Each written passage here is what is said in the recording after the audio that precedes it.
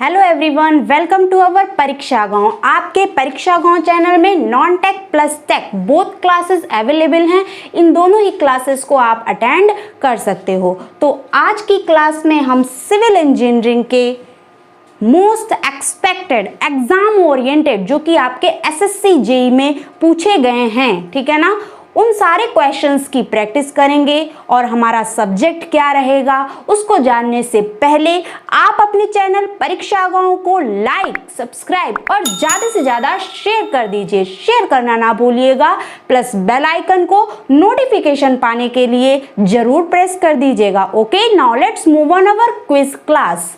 तो आज हम सब्जेक्ट जो स्टार्ट कर रहे हैं वो है हमारा कंक्रीट टेक्नोलॉजी, इन शॉर्ट सीटी, ठीक है ना। तो इसमें चलते हैं हम अपने फर्स्ट क्वेश्चन की ओर और ज़्यादा से ज़्यादा क्वेश्चंस की प्रैक्टिस करते हैं। ओके, तो हमारा फर्स्ट क्वेश्चन लगाया जाए।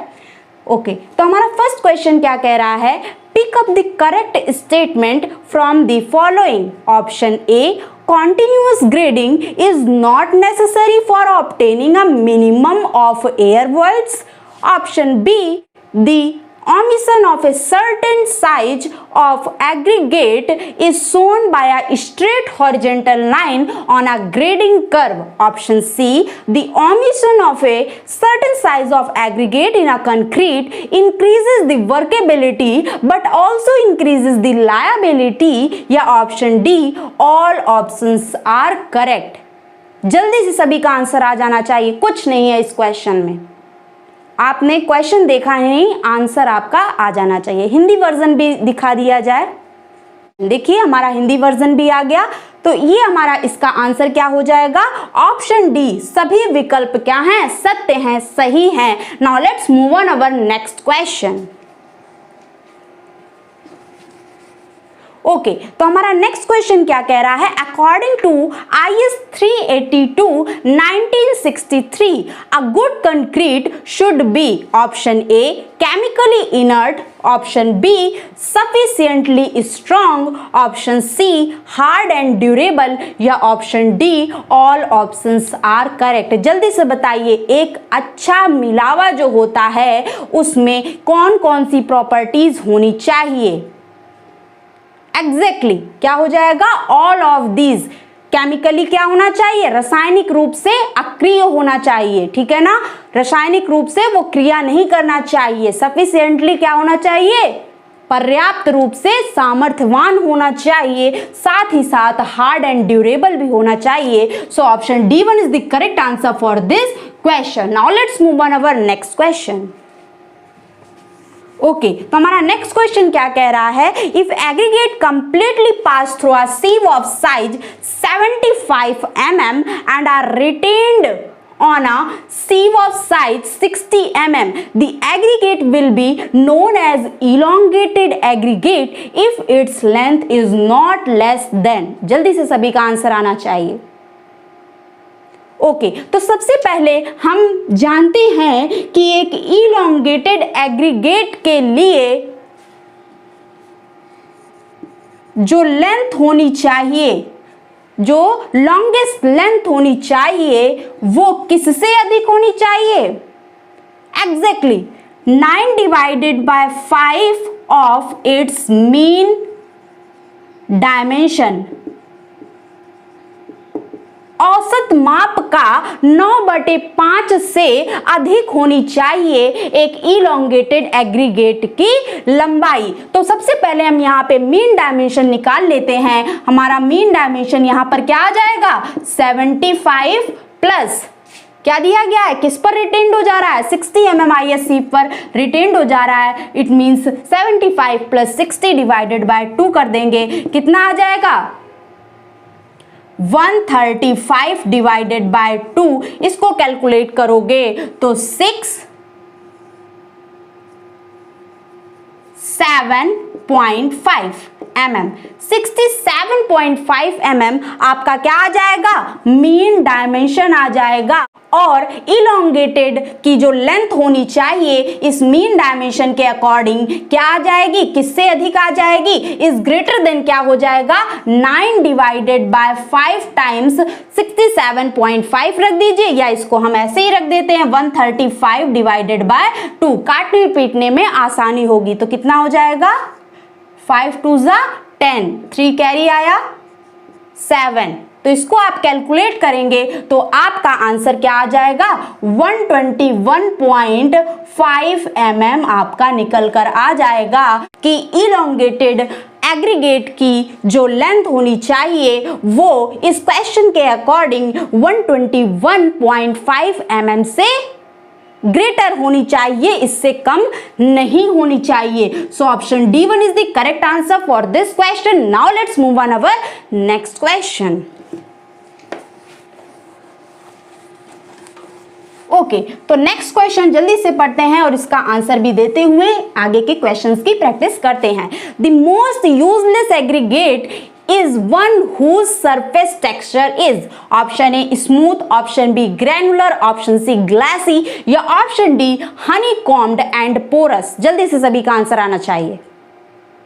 एग्जैक्टली अगर हमारे एग्रीगेट का सरफेस टेक्सचर कैसा हो जाएगा, हनीकॉम्ड एंड पोरस हो जाएगा, तो वो हमारा एग्रीगेट क्या हो जाएगा, यूजलेस हो जाएगा, सबसे बेकार वो हमारे लिए हो जाएगा। क्यों हो जाएगा, क्योंकि उसमें पोर्स होंगे, उसमें क्या हो जाएंगे, पोर्स होने के कारण उसकी सामर्थ्य कम हो जाएगी, ठीक है ना। तो आंसर क्या हो जाएगा, option D1 is the correct answer for this question. Now let's move on our next question. Okay, then हमारा नेक्स्ट क्वेश्चन क्या कह रहा है, the strength and quality of concrete depends on. जल्दी से बताइए, कंक्रीट की जो सामर्थ्य होती है या उसकी गुणवत्ता जो होती है वो किस पर निर्भर करती है। ऑप्शन ए एग्रीगेट के शेप पर निर्भर करती है, ऑप्शन बी एग्रीगेट की ग्रेडिंग पर निर्भर करती है, या option C surface area of aggregate, aggregate के सतही क्षेत्रफल पर निर्भर करती है। एग्जैक्टली इन तीनों ही प्रॉपर्टीज पर निर्भर करती है। So option D1 is the correct answer for this question. All options are correct. Now let's move on our next question. Okay, then हमारा नेक्स्ट क्वेश्चन क्या कह रहा है, if the engineer in charge approves, अगर आपका इंजीनियर इंचार्ज आपको क्या कर दे, मंजूरी दे दे कि आप The 10 सेंटीमीटर क्यूब्स में be used for the work test of concrete, कि आप कंक्रीट की वर्क टेस्टिंग के लिए 10 सेंटीमीटर के घन का प्रयोग कर सकते हो, provided the maximum nominal size of the aggregate does not exceed, बशर्ते मिलावे का मैक्सिमम नॉमिनल साइज किससे अधिक नहीं होना चाहिए। जल्दी से बताइए, ऑप्शन ए 10 सेंटीमीटर, यहां पर क्या होगा, सेंटीमीटर ना होके क्या होगा, हर जगह mm रख लीजिएगा, ठीक है ना। ऑप्शन यहां पे गलत दिया गया, ठीक है ना। तो option A 10 mm, option B 15 mm, option C 20 mm, या option D 25 mm। Exactly 10 centimetre का क्यूब अगर हम यूज कर रहे हैं कंक्रीट के वर्क टेस्ट के लिए, तो उसमें एग्रीगेट का मैक्सिमम नॉमिनल साइज 20 mm से अधिक नहीं होना चाहिए। ओके, तो ऑप्शन हमारा क्या हो जाएगा, option C1 is the correct answer for this question. Now let's move on our next question. Okay, तो नेक्स्ट क्वेश्चन हम जल्दी से पढ़ते हैं, क्या कह रहा है, the bulk density of aggregate does not depends upon, option A size and shape of aggregate, aggregate के साइज या शेप पे डिपेंड नहीं करता है, option be specific gravity of aggregate, aggregate के विशिष्ट गुरुत्व पर क्या निर्भर नहीं करता है, ऑप्शन सी एग्रीगेट के ग्रेडिंग पर क्या निर्भर नहीं करता है, या ऑप्शन डी कंटेनर के साइज और शेप पर निर्भर नहीं करता है। ऑप्शन देखते ही आपका आंसर आ जाएगा ऑप्शन डी। क्या वो कंटेनर के साइज और शेप पर निर्भर करेगा, बिल्कुल नहीं करेगा। So option D1 is the correct answer for this question. Now let's move on our next question. Okay, then हमारा नेक्स्ट क्वेश्चन क्या कह रहा है, bleeding is good to an extent if it occurs when concrete is जल्दी से सभी का आंसर आना चाहिए। Option A transported, option B mixed, option C plastic या ऑप्शन डी प्लेस्ड। जल्दी से बताइए, कंक्रीट में ब्लीडिंग जो होती है वो आखिरकार किस हद तक अच्छी होती है? एग्जैक्टली जब हम कंक्रीट की प्लेसिंग कर रहे होते हैं उस वक्त ही कंक्रीट की ब्लीडिंग अच्छी मानी जाती है। So option D one is the correct answer for this question. Now let's move on our next question. Okay, तो हमारा नेक्स्ट क्वेश्चन क्या कह रहा है? A flaky aggregate is said to be elongated if its length is. एक flaky aggregate को elongated aggregate आखिरकार कब कहा जाएगा? जब फ्लैकी एग्रीगेट की लंबाई कितनी हो? Equal to the mean size, option B twice the mean size, option C thrice the mean size या option D 4 times the mean size. जल्दी से बताइए, फ्लैकी एग्रीगेट की लीस्ट लेटरल डायमेंशन आपने क्या पढ़ी थी? 3 divided by 5 times the mean dimension होती है। और वहीं इलोंगेटेड एग्रीगेट की जो लंबाई हमने पढ़ी है वो कितनी पढ़ी है? 9 divided by 5 times the mean dimension होता है। तो इन दोनों को इक्वल करने के लिए हमें क्या करना पड़ेगा? फ्लैकी एग्रीगेट का जो मीन डायमेंशन है उसमें 3 का मल्टीप्लाई करना पड़ेगा। इट मींस क्या हो जाएगा? फ्लैकी एग्रीगेट को इलोंगेटेड एग्रीगेट हम तभी कहेंगे जब हमारी लंबाई क्या हो जाए? मीन साइज की थ्राइस हो जाए। Okay, so option C one is the correct answer for this question. Now let's move on our next question. Okay, तो हमारा नेक्स्ट क्वेश्चन क्या कह रहा है? If the least lateral dimension of aggregate is less than the 0.6 times of its mean dimension, the aggregate is classified as option A angular, option B flaky, option C irregular या option D rounded. अभी आपने पढ़ा था कि यदि aggregate की least lateral dimension 3 divided by 5 times of mean dimension से क्या हो जाए? कम हो जाए, तो उस एग्रीगेट को हम किस नाम से जानते हैं? एग्जैक्टली फ्लैकी एग्रीगेट के नाम से जाना जाता है। बस हमारा आंसर क्या हो जाएगा? फ्लैकी एग्रीगेट हो जाएगा। बस यहाँ पर क्या किया गया है? इसको रेशियो में ना लिखकर डेसिमल में वैल्यू दे दी गई। 3 डिवाइडेड बाय 5 क्या होता है? 0.6 times of the mean dimension. हमारा आंसर भी क्लियर हो गया। Option B one is the correct answer for this question. Now let's move on our next question. Okay, तो जल्दी जल्दी हम नेक्स्ट क्वेश्चन की ओर बढ़ते हैं। हमारा नेक्स्ट क्वेश्चन क्या कह रहा है? In case of hand mixing of concrete, यदि हम कंक्रीट की हाथ से मिक्सिंग करते हैं तो आखिरकार उसमें हमें अतिरिक्त सीमेंट कितना मिलाना पड़ता है? परसेंटेज में बताना है। एग्जैक्टली सभी को पता होगा 10% हम अतिरिक्त सीमेंट मिलाकर चलते हैं। So option B one is the correct answer for this question. Now let's move on our next question. जल्दी जल्दी हम क्वेश्चन की प्रैक्टिस करते हैं। Which is code gives the details regarding the water to be used in the concrete। Concrete में जो हम पानी का इस्तेमाल करते हैं आखिरकार वो किस कोड के तहत प्रयोग किया जाता है? Exactly IS 457 456। हमारा आंसर क्या हो जाएगा? Option A one is the correct answer for this question. Now let's move on our next question. Okay, then हमारा नेक्स्ट क्वेश्चन क्या कह रहा है? टू वेट कंक्रीट, यदि कंक्रीट क्या हो जाए? बहुत ज्यादा गीली हो जाए, may causes, option A segregation का क्या वो कारण बनेगी, ऑप्शन बी उसकी डेंसिटी बहुत कम हो जाएगी, ऑप्शन सी कंक्रीट में वीकनेस आ जाएगी या option D all options are correct. पानी यदि हम ज्यादा डाल देंगे कंक्रीट में तो ये सारी प्रॉपर्टीज उसमें एग्जिस्ट करने लगेंगी। So option D one is the correct answer for this question. Now let's move on our next question. Okay, then हमारा नेक्स्ट क्वेश्चन क्या कह रहा है? An aggregate which passes through 25 mm IS sieve and is retained on 20 mm IS sieve is said to be flaky। उस aggregate को हम flaky तब कहेंगे जब उसका लीस्ट लेटरल डायमेंशन किससे कम हो?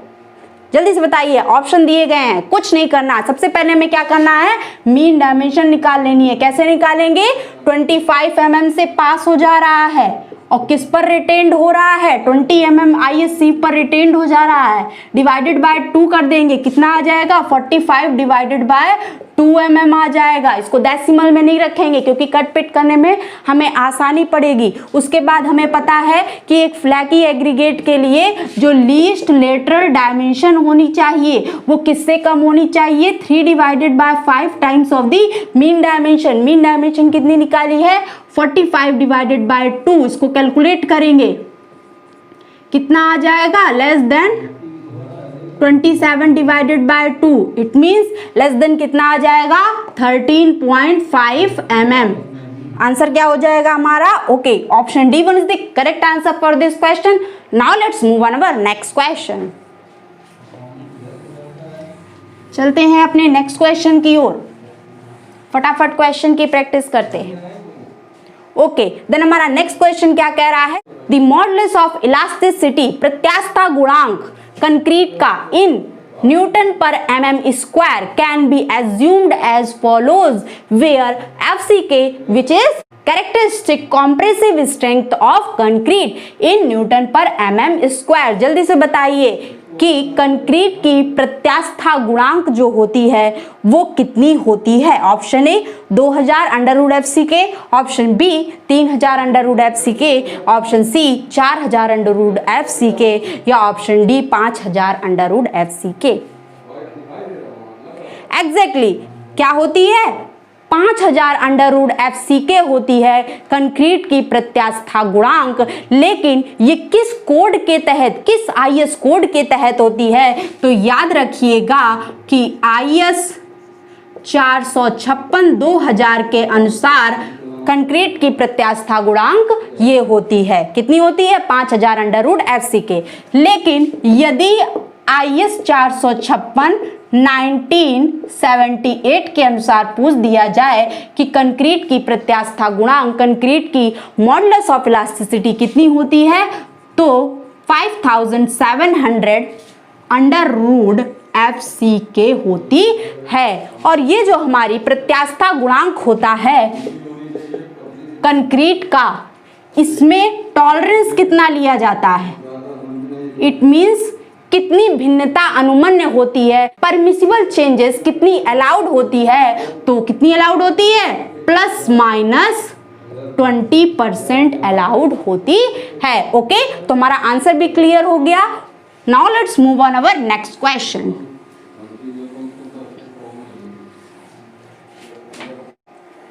ओके, देन हमारा नेक्स्ट क्वेश्चन क्या कह रहा है, how many types of machine mixers of concrete are available. जल्दी से बताइए, मोटे तौर पर कंक्रीट को मिक्स करने के लिए आखिरकार कितने मिक्सर्स अवेलेबल हैं।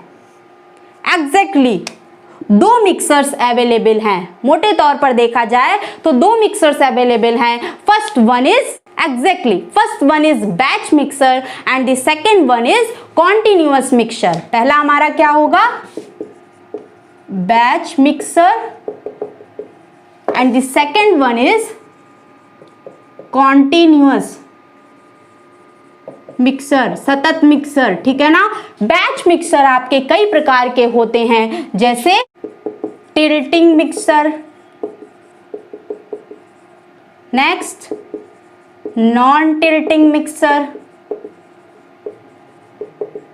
और बताइए, exactly pan mixer, next split mixer, जल्दी से बताइए, और एग्जैक्टली ट्रांजिट मिक्सर। तो बैच मिक्सर के ये और भी हमारे टाइप्स हो गए। ओके, तो हमारा आंसर भी क्लियर हो गया। चलते हैं अपने नेक्स्ट क्वेश्चन की ओर, मूव ऑन करते हैं।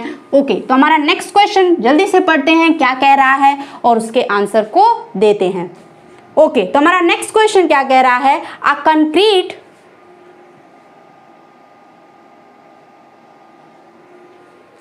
concrete in which dry coarse aggregate are first packed to has the least void and then the cement sand mortar is injected under pressure, दाब डालते हुए सीमेंट और सैंड को बाद में हम क्या कर रहे हैं, पैक कर रहे हैं to fill all the voids, जितने भी रंध्र हैं उनको फिलअप करने के लिए, resulting in a very dense concrete, जिससे हमारी जो कंक्रीट प्राप्त होती है वो बहुत ही सघन प्राप्त होती है। तो इस प्रकार से जो हमने कंक्रीट की पैकिंग की है उसे हम क्या कहते हैं, किस नाम से जानते हैं? एग्जैक्टली प्री पैक्ड कंक्रीट के नाम से जाना जाता है। So option A1 is the correct answer for this question. Now let's move on our next question.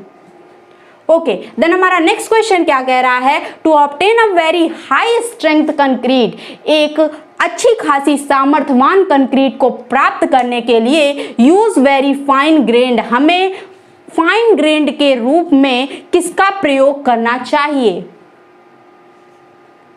हमें इनमें से कौन से मटेरियल को फाइन ग्रेन्ड करके यूज करना चाहिए? Option A granite, option B magnetite, option B barite या option D volcanic scoria. Exactly granite को फाइन ग्रेन्ड करके हमें यूज करना चाहिए एक अच्छी खासी सामर्थ्यवान कंक्रीट को प्राप्त करने के लिए। सो option A1 is the correct answer for this question. Now let's move on our next question. Okay, तो हमारा नेक्स्ट क्वेश्चन क्या कह रहा है, the maximum amount of dust may be permitted in aggregate, aggregate में अधिक से अधिक कितनी डस्ट हमें परमिट है? Option A 5% of the total aggregates, 5% किसका, कुल मिलावे का 5% हमें परमिटेड है, लेकिन किसके लिए? For low workability with a coarse grading. Option B total aggregate का 10% परमिटेड है, लेकिन किसके लिए? For low workability with a fine grading. Option B 20% of the total aggregate हमें परमिटेड है, लेकिन for a mix having high workability with a fine grading, या option D all options are correct. पढ़ते ही आपका आंसर क्लियर हो गया होगा, ये सारे के सारे ऑप्शंस हमारे बिल्कुल सही हैं, कहीं से भी नहीं गलत है। So option D1 is the correct answer for this question. Now let's move on our next question. Okay, जल्दी से बताइए इसका आंसर, सभी को पता होना चाहिए। The size of commonly used specimen for a compressive test of the concrete, concrete की संपीड़न सामर्थ्य को ज्ञात करने के लिए जो हम प्रतिदर्श लेते हैं, आखिरकार उसका साइज साधारणतया हम कितना लेते हैं? सभी को पता होगा 15 × 15 × 15 सेंटीमीटर। mm में कन्वर्ट करेंगे तो क्या हो जाएगा, 10 का मल्टीप्लीकेशन हो जाएगा। It means 150 mm × 150 mm × 150 mm। So option D1 is the correct answer for this question. Now let's move on our next question. Next question लग गया आपका, जल्दी से बताइए इसका answer. The aggregate which is obtained from the seashore और reverse से, seashore से जो भी आप मिलावे को प्राप्त करते हो and produce the minimum voids in the concrete is known as, जिससे हमें क्या प्राप्त होता है कंक्रीट में? मिनिमम वॉइड्स, कम से कम रंध्र स्थान प्राप्त होते हैं। आखिरकार उस एग्रीगेट को हम किस नाम से जानते हैं? Option A angular aggregate, it means कोणीय समुच्चय। Option B flaky aggregate, option C irregular aggregate या ऑप्शन डी राउंडेड एग्रीगेट। सभी को पता होना चाहिए ऑप्शन डी राउंडेड एग्रीगेट, क्योंकि उनमें जितने भी फ्लैक्स होते हैं वो पानी के इतना ज्यादा प्रेशर में पानी फ्लो करता है, पानी के बहाव के कारण वो सारे फ्लैकनेस क्या हो जाते हैं, रिमूव हो जाते हैं, जिसके कारण हमारा एग्रीगेट कैसा बन जाता है, राउंडेड बन जाता है। So option D1 is the correct answer for this question. Now let's move on our next question. जल्दी से जल्दी क्वेश्चन की प्रैक्टिस करनी है। ओके, तो हमारा नेक्स्ट क्वेश्चन आ गया, which of the following represent the smallest size in mm of fine aggregate, it means sand. जल्दी से बताइए सैंड का सबसे न्यूनतम साइज क्या होता है? रेंज पहले तो जानना चाहिए कि सैंड की साइज का आखिरकार रेंज कितना होता है। एग्जैक्टली 4.75 mm to 0.075 mm होता है। जल्दी से बताइए इसमें स्मॉलेस्ट साइज सैंड का कौन सा होगा? ऑप्शन ए 0.01, ये तो इस रेंज से नीचे चला गया, कम हो गया। ऑप्शन बी 0.06, ये भी कम हो गया। ऑप्शन सी 1.5, ठीक है 1.5 यहां पर लाई कर रहा है, ऑप्शन सी हो सकता है। ऑप्शन डी में क्या दिया गया है, 2 दिया गया है, इट मींस यहां पर ऑप्शन डी भी लाई कर रहा है, 2 भी हो सकता है। लेकिन हमें पूछा क्या गया है, इन ऑप्शंस में से स्मॉलेस्ट पूछा गया है, तो हम ऑप्शन डी ना लगा कर क्या लगाएंगे, ऑप्शन सी लगा के आएंगे। So option C one is the correct answer for this question. Now let's move on our next question. तो हमें इस प्रकार के क्वेश्चन से घबराना नहीं है, ठीक है ना। क्वेश्चन के अकॉर्डिंग हमें आंसर को लगाना है, रट के नहीं जाना है। ओके, तो हमारा नेक्स्ट क्वेश्चन क्या कह रहा है, which of the following is the important factor that affects the shrinkage of the cement concrete. Cement concrete में जो संकुचन होता है वो इन चारों घटकों में से कौन सा घटक रिस्पॉन्सिबल होता है। ऑप्शन ए, सीमेंट की मात्रा श्रिंकेज के लिए उत्तरदायी होती है। Option B, size of the coarse aggregate, क्या कोर्स एग्रीगेट की माप उत्तरदायी होती है सीमेंट में संकुचन उत्पन्न करने के लिए। Option C, size of fine aggregate, या फाइन एग्रीगेट की साइज उत्तरदायी होती है। या option D, amount of water added during the mixing of the concrete. Okay, तो कंक्रीट की मिक्सिंग के दौरान जब हम उसमें पानी मिलाते हैं तो वहां पर हाइड्रेशन रिएक्शन होना चालू हो जाती है, और हाइड्रेशन रिएक्शन जैसे जैसे होती जाती है वैसे वैसे हमारा सीमेंट पेस्ट तैयार होता जाता है। और सीमेंट पेस्ट जब तैयार होता है तो प्रारंभिक अवस्था में जो कंक्रीट का आयतन रहता है वो क्या हो जाता है, सीमेंट पेस्ट जैसे जैसे बनता जाता है वैसे वैसे उसका आयतन कम होता जाता है। और जब किसी भी चीज का आयतन कम होगा इट मींस उसमें श्रिंकेज आ रही है। तो हम कह सकते हैं कि कंक्रीट में श्रिंकेज आने के लिए कौन रिस्पॉन्सिबल होता है, मिक्सिंग के दौरान जो हम पानी ऐड करते हैं वो रिस्पॉन्सिबल होता है। So option D one is the correct answer for this question. Now let's move on our next question. Okay, then हमारा नेक्स्ट क्वेश्चन क्या कह रहा है, inert material of a cement concrete mix is chemically inert. Concrete में कौन सा material होता है, ऑप्शन देखने की जरूरत नहीं, कौन सा होता है, एग्जैक्टली एग्रीगेट होता है। So option C one is the correct answer for this question. Now let's move on our next question. Okay, then हमारा नेक्स्ट क्वेश्चन क्या कह रहा है, the aggregate containing the moisture in pores and having its surface dry is known as.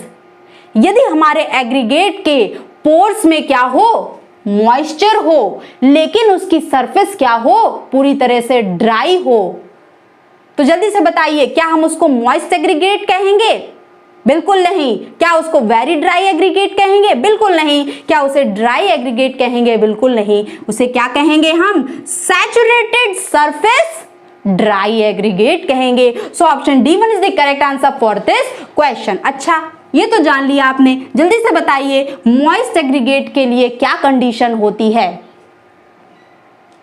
जल्दी से आना चाहिए सभी का आंसर। बिल्कुल सही कह रहे हैं, इसमें क्या होता है, एग्रीगेट के जो पोर्स होते हैं वो तो मॉइस्चर कंटेन करते ही करते हैं, इसके साथ साथ जो सरफेस होती है वो भी कैसी होती है, वेट होती है, उसमें भी नमी होती है। इस वजह से उस एग्रीगेट को हम मॉइस्ट एग्रीगेट कहते हैं। और वहीं हमारा वेरी ड्राई एग्रीगेट कब कहा जाता है, जब हमारे पोर्स प्लस सरफेस दोनों ही क्या होती है, पूरी तरीके से ड्राई होती है, उसमें कोई भी मॉइस्चर नहीं होता है, तो उसे हम वेरी ड्राई एग्रीगेट के नाम से जानते हैं। और ड्राई एग्रीगेट कब हम कहते हैं, जल्दी से बताइए, ड्राई एग्रीगेट हम कब कहते हैं, बिल्कुल सही, जब हमारे एग्रीगेट के पोर्स में मॉइस्चर कंटेन रहता है लेकिन उसकी सरफेस क्या होती है, जस्ट ड्राई रहती है, तब हम उस प्रकार के एग्रीगेट को ड्राई एग्रीगेट के नाम से जानते हैं। इनके बारे में भी हमने जान लिया। Okay, now let's move on our next question. फटाफट आंसर देते जाइए क्वेश्चंस का। ओके, तो हमारा नेक्स्ट क्वेश्चन क्या कह रहा है, an excess of a flaky aggregate. Flaky aggregate के बारे में अभी आप पढ़ चुके हैं, तो जल्दी से बताइए फ्लैकी एग्रीगेट की यदि मात्रा अधिक हो जाएगी किसमें, कंक्रीट में, तो जल्दी से बताइए। Option A decreases the workability, क्या फ्लैकी एग्रीगेट कंक्रीट की वर्केबिलिटी को डिक्रीज कर देगा। Option B increases the quantity of water and sand. Option C affects the durability of concrete, या option D all options are correct. बिल्कुल सही, all options are correct. यदि हमारे flaky aggregate की मात्रा अधिक हो जाती है तो ये तीनों ही प्रॉपर्टीज एग्जिस्ट करने लगती हैं। So option D one is the correct answer for this question. Now let's move on our next question. Okay, then हमारा नेक्स्ट क्वेश्चन क्या कह रहा है, batching. Batching error means inaccuracy in the quantity of. जल्दी से बताइए, batching में यदि एरर आ जाता है तो इनमें से किनकी क्वांटिटी में अशुद्धता आ जाती है, इनएक्यूरेसी आ जाती है। Option A aggregate, option B cement, या ऑप्शन सी वाटर, या option D all of these.